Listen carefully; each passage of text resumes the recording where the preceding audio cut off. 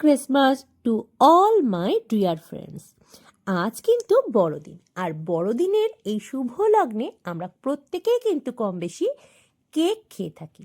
অনেকে এগলেস কেকও পছন্দ করেন। আজ আমি বাড়ির সকলের জন্য বানিয়ে ফেলেছি এগলেস চকোলেট ফ্রুট কেক।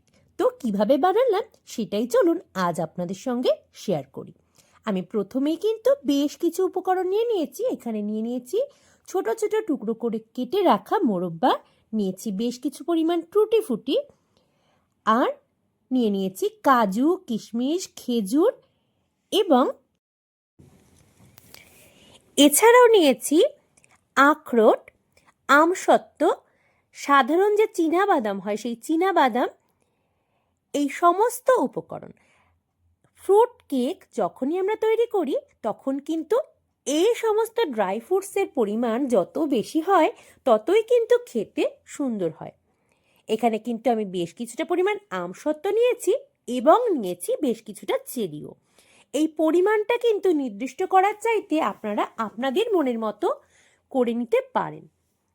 আমি সমস্ত উপকরণগুলোই দেখিয়ে দিলাম যে যা যা আমি আজ নিয়েছি ফ্রুট কেক তৈরির জন্য।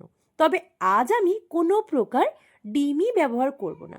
অনেকেই আছেন যারা কেক খেতে ভীষণই পছন্দ করেন, কিন্তু ডিম থাকার কারণে অনেক সময় তারা খান না। তো সেই কারণেই আজ যেভাবে বানাচ্ছি এভাবে বানালে কিন্তু যারা একেবারেই ডিম খেতে পারেন না তারাও খেতে পারবে। আমি দুটো ফ্রেশ কমলা লেবু নিয়ে তার কিন্তু সম্পূর্ণ রসটাই বের করে ছাঁকনির সাহায্যে ছেঁকে নিয়ে নিয়েছি। আপনারা এর পরিবর্তে চাইলে বাজার চলতি যে সমস্ত জুসগুলো পাওয়া যায়, সেটা অরেঞ্জ জুস হতে পারে, মৌসম্বির জুস হতে পারে বা অন্যান্য জুস, সেগুলোও কিন্তু ব্যবহার করতে পারেন। প্রথমেই আমি বের করে নেওয়া এবং ছেঁকে নেওয়া যে অরেঞ্জ জুসটা নিয়েছি তার মধ্যে সমস্ত ড্রাই ফ্রুটসগুলোই দিয়ে ভিজিয়ে রাখবো। এই যে ড্রাই ফ্রুটসগুলো আমি এই জুসটার মধ্যে ভিজিয়ে রাখবো সেটা কিন্তু বেশ কিছুক্ষণ বা বেশ কয়েক ঘন্টা সময়ের জন্য। যত বেশি সময় ধরে এই যে রসে, এই ফলের রসে ড্রাই ফ্রুটসগুলো ভিজে থাকবে ততই কিন্তু কেক তৈরি হয়ে যাওয়ার পর টেস্টটা বৃদ্ধি পাবে। আমি বেশ কিছুক্ষণ সময়ের জন্য ভিজিয়ে রেখে দিচ্ছি। দেখুন যা যা আমি উপকরণ নিয়েছি প্রত্যেকটা উপকরণই কিন্তু আমি অরেঞ্জ জুসের মধ্যে ভিজিয়ে দিচ্ছি। প্রতিটা ড্রাই ফ্রুটসের মধ্যে যাতে এই অরেঞ্জ জুসটা মিলেমিশে যায় সেই কারণে আমি কিন্তু একটা স্পুন নিয়ে তার সাহায্যে মিশিয়ে নিচ্ছি সব কিছুর মধ্যেই খুব ভালোভাবে। এই অবস্থায় কিন্তু ঘন্টা দুয়েক সময়ের জন্য আমি রেখে দেব। আপনারা চাইলে কিন্তু এর চেয়ে অনেক বেশি সময়ও রেখে দিতে পারেন। আমি সমস্ত ড্রাই ফ্রুটসগুলোকে ঘন্টা দুয়েক সময়ের জন্য রেখে দিয়েছি। আর দেখুন এতক্ষণে কিন্তু কমলা লেবুর যে রসটা আমি নিয়েছিলাম সেটা কিন্তু সমস্ত ড্রাই ফ্রুটস অ্যাবজর্ব করে নিয়েছে, আর কত সফট হয়ে গেছে সব কিছু। আমি যেহেতু আজ কেক তৈরির জন্য কোনো রকম ডিম ব্যবহার করছি না, আমি জাল করে নেওয়া 150 গ্রাম দুধ নিয়ে নিয়েছি এখানে। বেশিরভাগ বাড়ির বাচ্চারাই কিন্তু চকোলেট ভীষণ পছন্দ করেন, আর আজ আমি কেকে দেবার জন্য 2খানা ডেয়ারি মিল্কও কিন্তু নিয়ে নিয়েছি। আর এখানে নিয়েছি 1 চামচ পরিমাণ কোকো পাউডার, বেকিং পাউডার এবং বেকিং সোডা। এবার নিয়ে নিলাম একটা বড় পাত্র। কেক তৈরির জন্য যে সমস্ত উপকরণগুলো আমি মেশাবো সেগুলো কিন্তু এই পাত্রতেই গুলিয়ে নেব। আমার কাছে যেহেতু কোনো মেজারমেন্ট কাপ নেই তাই আমি একটা বাটি নিয়ে নিচ্ছি, আর বাটির মাপ করেই কিন্তু আজকে কেক তৈরির উপকরণগুলো আমি নিয়ে নেব। এখানে একটা ছাঁকনিও নিয়ে নিয়েছি, আর প্রথমেই নিয়ে নেব বেশ কিছুটা পরিমাণ ময়দা। এখানে কিন্তু প্রথমে 1 বাটি ময়দা আমি নিয়ে নিলাম, আরও কিছুটা ময়দা আমার লাগবে, আরও হাফ বাটি মতো ময়দা আমি নিয়ে নিচ্ছি।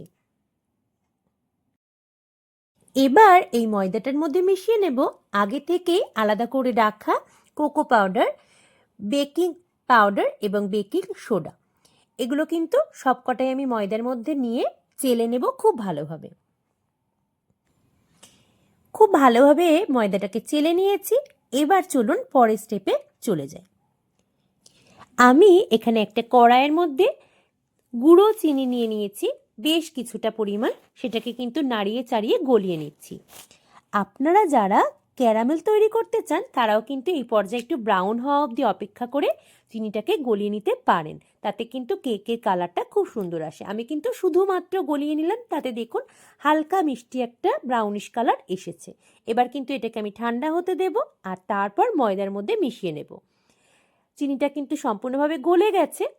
এবার এটাকে সামান্য একটু জল অ্যাড করলাম। আগে থেকে ভালোভাবে জাল করে ঠান্ডা করে নেওয়া দুধটা আমি কিন্তু সম্পূর্ণ দিয়ে দেব। তার আগে দিয়ে দিলাম খুব সামান্য পরিমাণ লবণ। লবণ কিন্তু যে কোনো এই ধরনের খাবারের ক্ষেত্রে স্বাদটা বেশ ব্যালেন্স করে। আমি সম্পূর্ণ দুধটাই দিয়ে দিলাম। দুধটা কিন্তু ময়দার সাথে ভালোভাবে মিশিয়ে নেব। আর অন্যান্য বেশ কিছু উপাদানও এর সঙ্গে মেশাতে হবে আমাকে। এখন আমি মিশিয়ে নিচ্ছি।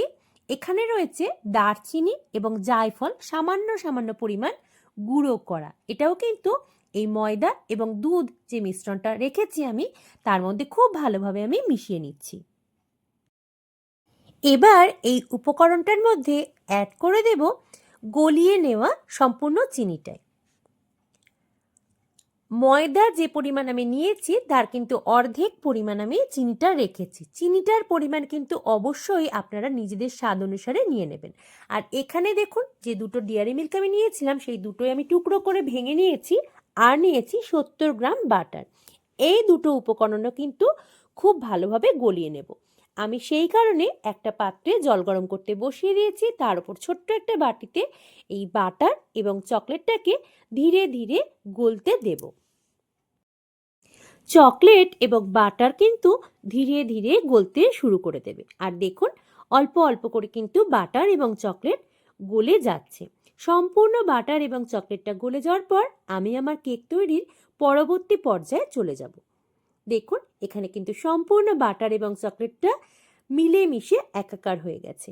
আর আমি এবার আগেই যে ময়দার ব্যাটারটা করে রেখেছি তার মধ্যে বেশ কিছুটা পরিমাণ বাটার এবং চকলেটের মিশ্রণটা দিয়ে দিলাম। আর অর্ধেকটা কিন্তু এখনো রেখে দিয়েছি, সেটা আমি মেশালাম না এর মধ্যে। এবার সমস্ত উপাদানগুলোকে খুব ভালোভাবে বেশ কিছুক্ষণ সময়ের জন্য ফেটিয়ে নেব।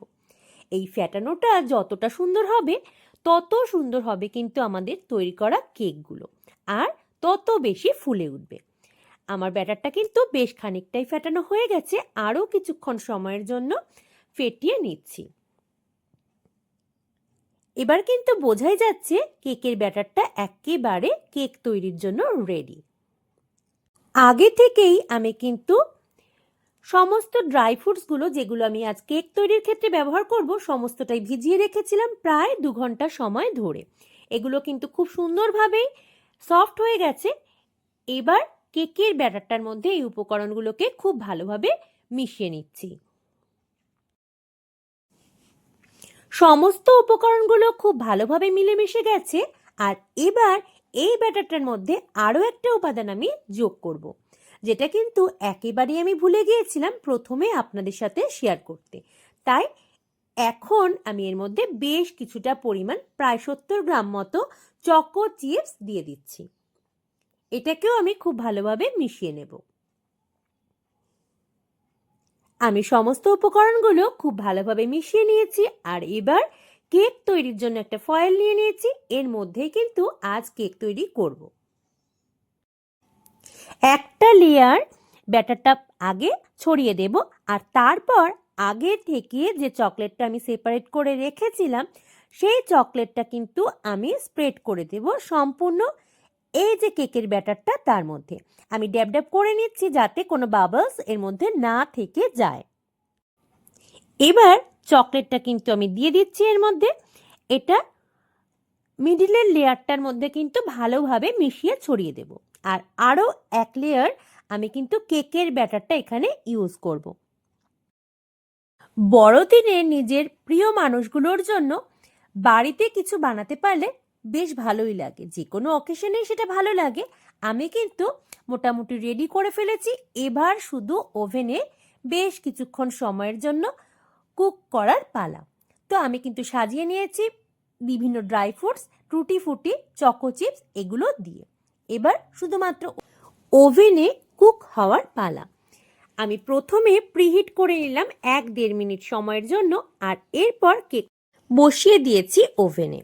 এবার মাত্র 40 মিনিটের অপেক্ষা। তারপরেই কিন্তু তৈরি হয়ে যাবে আমাদের সকলের প্রিয় চকলেট ফ্রুট কেক, যেটা কিন্তু ডিম ছাড়া। তাই যারা ডিম একেবারেই পছন্দ করেন না তারাও কিন্তু খুব ভালোভাবে খেতে পারবেন। কেমন হচ্ছে কেকটা সেটা তো অবশ্যই দেখাবো। তার আগে আপনাদের বলি, আপনাদের কার কার ভালো লাগলো আজকের ভিডিওটা। যদি ভালো লাগে তাহলে কিন্তু অবশ্যই একটা ছোট্ট লাইক করবেন, কমেন্ট করে জানাবেন কেমন লাগছে আমার ভিডিওগুলো। আর যারা নতুন বন্ধু প্রতিবারের মতো আজও বলবো সাবস্ক্রাইব করে পাশে থাকবেন আমার। আগামীতে আপনাদের এই যে লাইক, কমেন্ট, সাবস্ক্রিপশন এগুলোই কিন্তু আমাকে পরবর্তী ভিডিওগুলো তৈরিতে উৎসাহ জাগাবে। দেখুন আমার কেক তো তৈরি, আর ওপর থেকে আমার সোনা পাপা কিন্তু 5টা কাজু বসিয়ে ডেকোরেশন করে দিয়েছে। কেমন লাগলো আজকের এই ফ্রুট কেকটি অবশ্যই জানাবেন। আপনাদের কমেন্টের অপেক্ষায় থাকলাম। আজকের মতো এই পর্যন্তই, দেখা হচ্ছে আপনাদের সাথে খুব তাড়াতাড়ি। সকলে খুব ভালো থাকবেন, খুব আনন্দে কাটান।